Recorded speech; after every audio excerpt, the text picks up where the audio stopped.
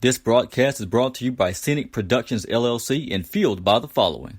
Flicka's Tax Service. With tax season just around the corner, visit Flicka's Tax Service in Taylorsville, Mississippi, providing expert knowledge on all returns from 1040EZs to corporations as well as payroll. Flicka's Tax Service. Call 601-785-6900.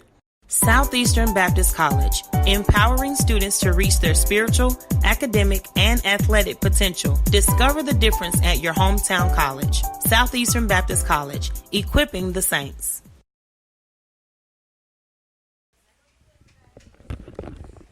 And hello again, Tiger fans. It's finally Tuesday again, one of our favorite days of the week, as it's the special day for NEJ Tiger Talk, brought to you by Scenic Productions LLC and powered by Southeastern Baptist College in Laurel and Flicka's Tax Service in Taylorsville. I'm the voice of the NEJ Tigers, Kensley, and I'm joined by the Tigers head coach, Keith Braddock, and the week floor player of the game versus South Jones, running back Zamarrion Ducksworth. Well, guys, how's it going today?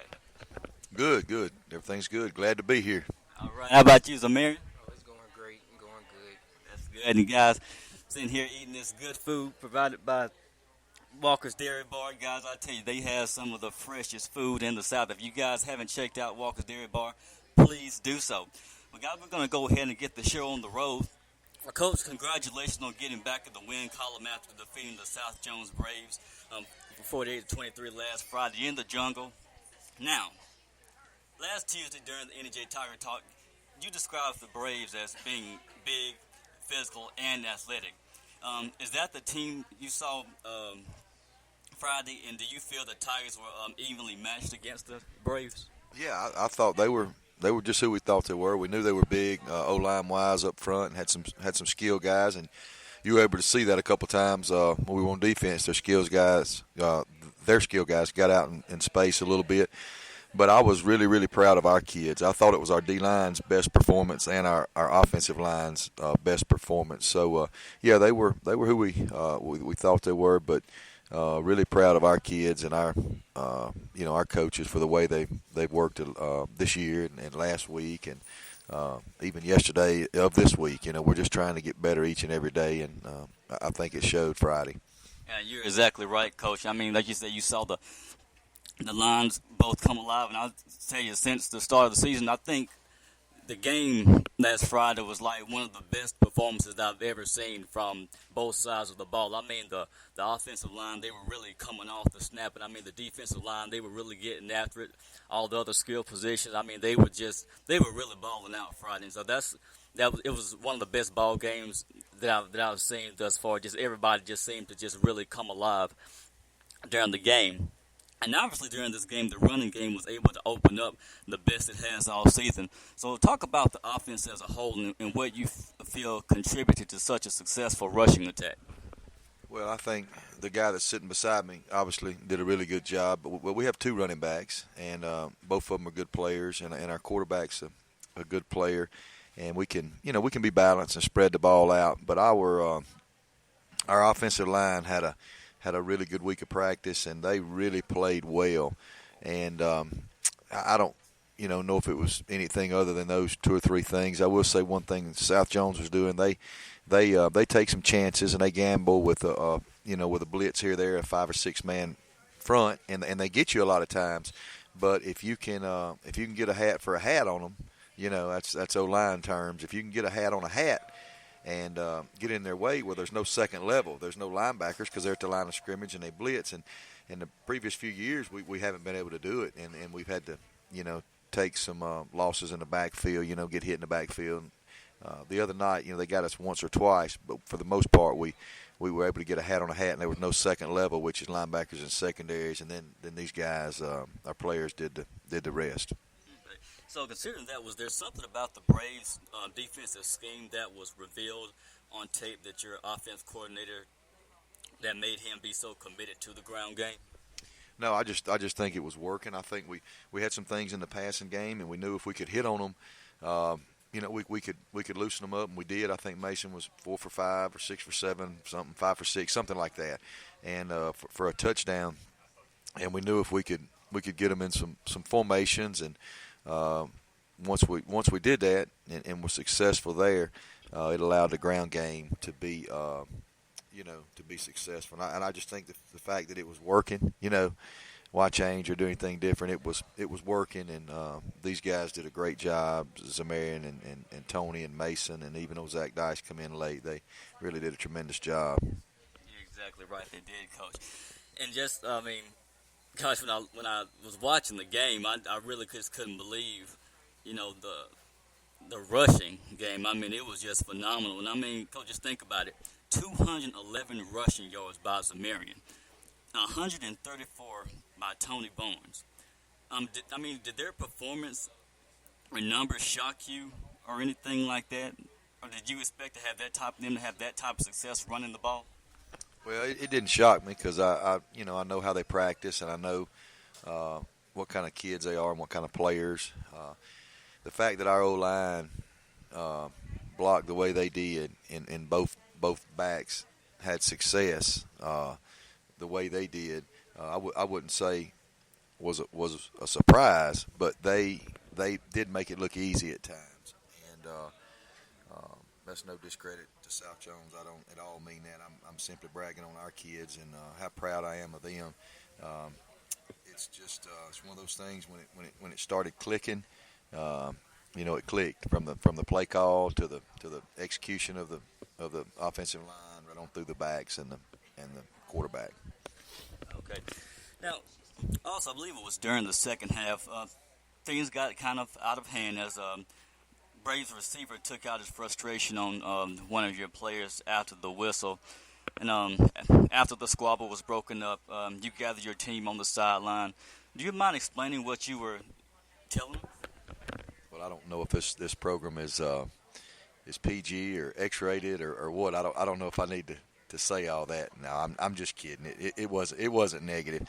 No, I called them up and told them that that they better not participate in any of that stuff. That I was proud of them. We're gonna win with class. We're gonna lose with class. And I love them. I love the way they're playing. We don't have to revert to that, and we're not gonna do it. And when you take on actions like that, you hurt yourself and the team. And you can't play the next week. If you get kicked out of the game. So I was just trying to calm them down and let them know that it's it's not worth it.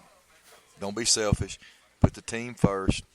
We're gonna win this thing and move on. So just kind of rallying the troops, getting them calmed down. Yeah, that's good stuff. And I remember, Coach, you telling me during the off season and even the season before, I've come to you and I've told you how well behaved your team is. They literally act like a family out there, and that's how it should be. But when you told me that one thing that your kids will not do out there is fight, right? And that's something that I applaud you for and commend you for, because as a head coach, I know football is a competitive sport. Sometimes emotions get involved, tempers get involved, but the fact that you hold your players to a high regard, that they know not to resort to anything like that. So the fact that you instilled that in your players and they have that family type attitude and that brotherhood and that love for one another, that really says a lot. So Coach, you got back in the win column at home. So this Friday, the Tigers go off to Purvis to face the Tornadoes. So after watching film, what will the Tigers have to do to stay in the win column?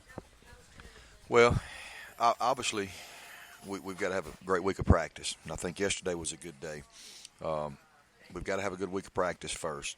And then we've got to play a complete game. We've got to execute in all phases. We can't go out and expect the offense to be unstoppable or the defense to hold them to zero. And the defense play every player. The offense, has to stay on the field. It's got to be for us to be our best, it's got to be offense, defense, and special teams.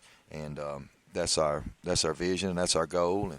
And we've showed signs of doing that, and we just need to continue to do that. But it'll take a complete effort. They got a big offensive line, and they're physical. Our D-line and linebackers are going to have to play physical. Our secondary is going to have to take care of the home run ball. That's the surprise, vertical route. We got to take care of that offensively.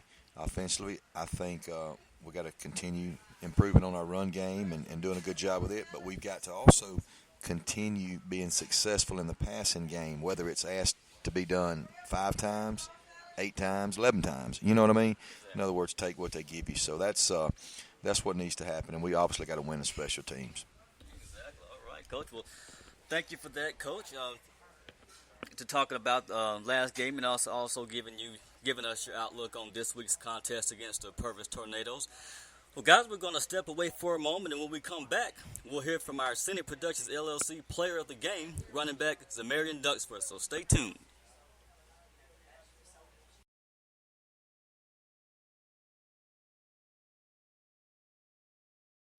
This presentation is brought to you by the following. Flicka's Tax Service. With tax season just around the corner, visit Flicka's Tax Service in Taylorsville, Mississippi, providing expert knowledge on all returns from 1040 EZs to corporations as well as payroll. Flicka's Tax Service. Call 601-785-6900.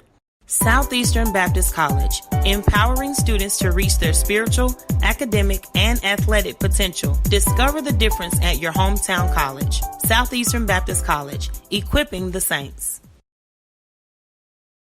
Hey, this is Mason Smith, quarterback and defensive back for the Northeast Jones Tigers and the Scenic Productions LLC Week 3 Player of the Game. Thank you for supporting the Tigers and tuning into this broadcast.